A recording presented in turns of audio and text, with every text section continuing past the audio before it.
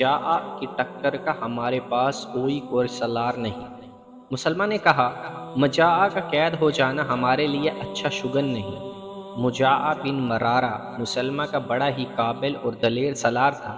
وہ خالد رضی اللہ عنہ سے ملتا جلتا تھا۔ مورخوں نے لکھا ہے کہ خالد رضی اللہ عنہ کے مقابلے میں لڑنے اور جنگی چالیں چلنے کی اہلیت صرف مجاعہ میں تھی۔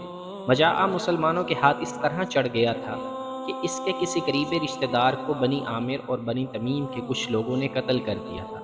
مجاعہ نے مسلمہ سے اجازت لی تھی کہ وہ لشکر کے 40 سوار ساتھ لے جا کر اپنے رشتہ دار کے قتل کا انتقام لے لے۔ مسلمہ اپنے اتنے قابل سالار کو مایوس نہیں کر سکتا تھا۔ اس نے اسے اجازت دے دی۔ مجاعہ اپنے دشمن کی بستی میں گیا اور انتقام لے کر واپس آ رہا تھا۔ اسے معلوم نہیں تھا کہ جس علاقے کو وہ محفوظ سمجھتا تھا وہ اب محفوظ نہیں۔ اس نے اپنے سواروں کو